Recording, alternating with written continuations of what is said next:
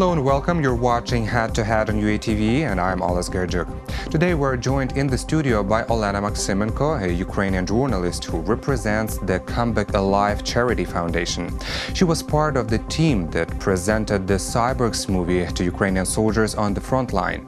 Hello and thank you for joining us, Olena. Hello, thank you. So first of all, how did it come about that you were able to screen this movie for frontline soldiers? The team of this film are good friends of our foundation, and they looked for somebody who can be responsible for this film and for safety, because it was a very big risk that somebody make a copy and put it into the internet. And I often go on the front line like journalist, and it was okay for me, so I agreed to take this mission, let's say so. So you were carrying what, the flash memory stick, or was it some CD or? Yes, it was flash. We had also a small computer, small projector, screen, and loudspeaker. That's so all. Basically, this is all the equipment that you were using to recreate the improvised cinema.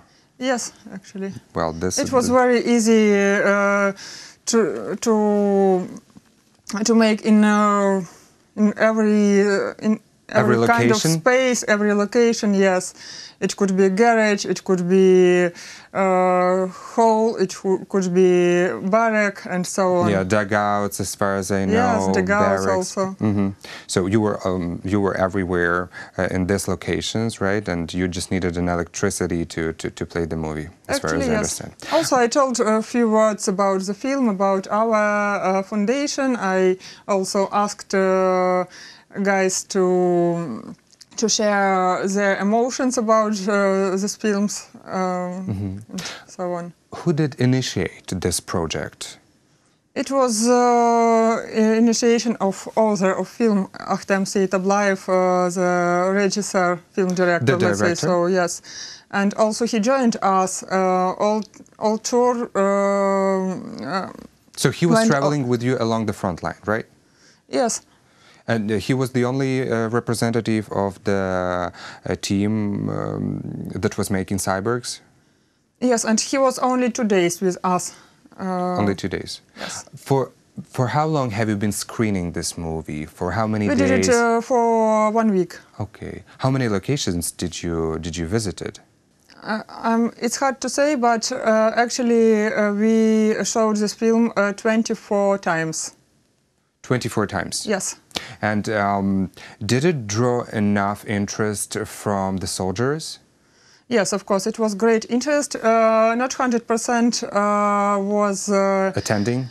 Was attending, yes. There were also negative reactions, but maybe, let's speak, 90% were really touched.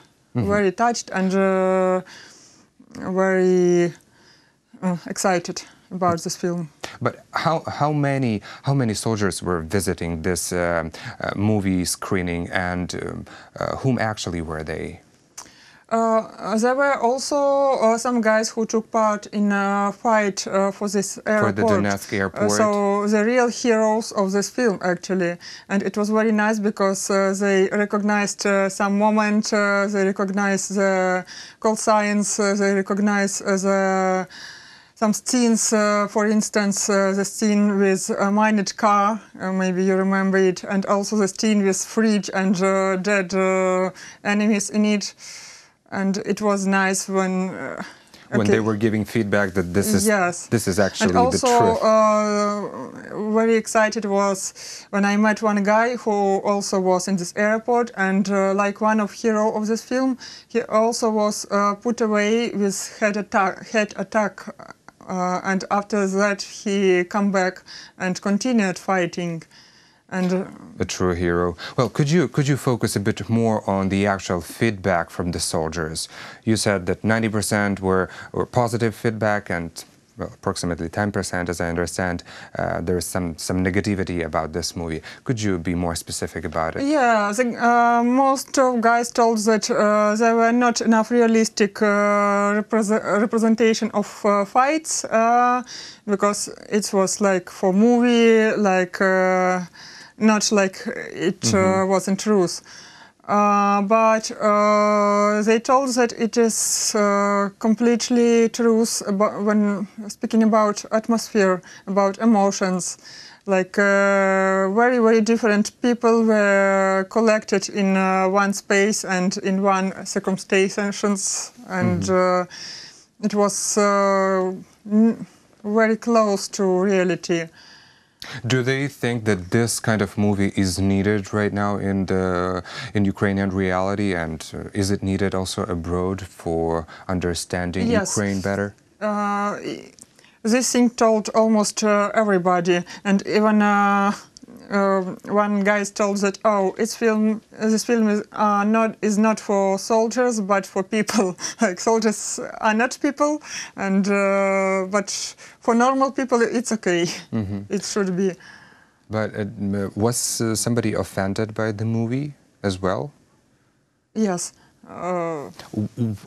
Would they explain the reason of this kind of offense?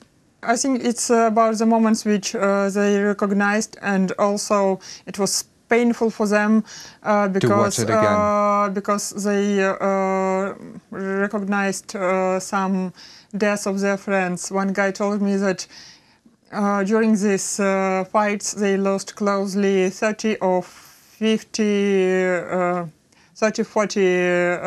people, and all of them were his friends, his brothers, well, let's say so. This is painful. And it was very painful for them. Of course. And how did the director, Ahtam Seytablayev, take these reactions? Probably you had some discussions after the movie screening, right? Yeah, sure. I think he was very motivated because when he just represented his film first time, he was very excited about how the soldiers will take it. So he was happy with the feedback. Yes, he was really happy, and he was very inspired.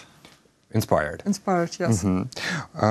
Well, I think that probably the conditions that you were playing this movie in were not the best. Could you tell us a bit more about this kind of places, and what were the most severe or extreme conditions when you actually screened the movie? The most extreme condition, it was the dugout on the Zenit. This point is actually the beginning of Donetsk. Really, and it was very close space, and nearly 10 maybe guys who came to see this film.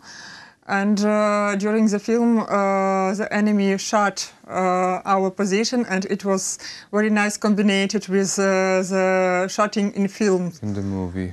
In the movie, yes. But at this moment, did you have to interrupt the movie? No, it was not dangerous. Like, it was rather loud, but not enough dangerous to stop movie and do something with it. Still, you were safe in that dugout. Well, yes. That's good. But what about weather conditions, and what about having enough space, enough seats? Because for regular Ukrainians, cinema is still is a nice, comfortable room full of comfortable, soft seats and with a good, nice screen. But people probably wouldn't understand how does it look on the front line, this improvised cinema. So yeah, I would it was be very grateful different if you describe it. places, different locations. It could be some local club, for instance, in small cities near the front line. And would you have seats over there? Would they sit on the floor? Sometimes, yes. And one time we showed this movie in the big garage, and there were no seat place. And guys stood up, and so they were just standing and watching. Yes, and it was very low temperature. It was -5 degrees, and for me it was shock. I sat most of this film in the car because for me it's impossible to stay 2 hours on the frost.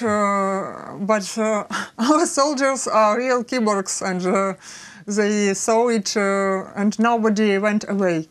Wow, so everyone stayed for the whole Yes, film. in this garage. Wow. This is probably the best reaction to this movie. Yes. If they were not going and escaping to some warmer place and just staying and watching, keeping watching their movie. One of our location was also a hospital in Chasiv Yar. Also, it was hospital. So you were also showing this movie to the wounded soldiers as well. Yes. How did they react on this movie? Also nice. So basically, this was a good initiative eventually, and they supported the director in the creation of this movie, right? Well. Maybe you could remember some other interesting stories from this experience when you were showing this movie for a week. Did somebody ask you to, I don't know, to copy that movie? Since you had a flash memory, probably some soldiers would just try to take advantage of the situation. Yes, everybody asked to make a copy for guys which are not here now, and they will come back, and we want to show them also, please, please. And I felt myself really like Frodo Baggins from the Lord of the Rings with this flash, and I told, darling, no, I'm sorry. And the matter is that the small percent of money from tickets we collect and give the families of dead soldiers in Donetsk airport. And but from which tickets are you talking about? From the tickets? From Cyborg. Cyborg tickets, but being released on the peaceful territory of Ukraine? Yes, of course. Okay. And of course, if this film will be in somewhere online, nobody will go in cinema and buy these tickets. Well, but this movie is not online yet, right? Yes. Was the director Akhtem Seitablayev mentioning why doesn't he post this movie online? Because also he is going to represent this film abroad and on different festivals. Yes, and it is a good chance to tell in the world about our war, about our new history. And of course, if film will be somewhere online, nobody will take it to participate. To this international festival and so on. That's true. But is this movie translated already into English? I'm not sure, but I know that they are working about it. So they're working on it. Well, what are your plans right now of your charity foundation? Would you like to keep this initiative, or would you like also to keep this mobile cinema and screen the movie maybe elsewhere in Ukraine, not only on the front line? Akhtem wanted to make mobile cinema, really. He told about it, but I don't know where and in what way he is going to do it. So this is his separate initiative? Maybe yes, maybe not. But I know that he wanted to make one more tour in February. So maybe we can have the next tour very soon. Well, we're wishing you luck, and let's hope that the feedback is going to be the same exciting, and we thank you so much for this conversation. Thank you too. That was Olena Maksymenko from Come Back Alive Charity Foundation. Thank you for staying with UATV.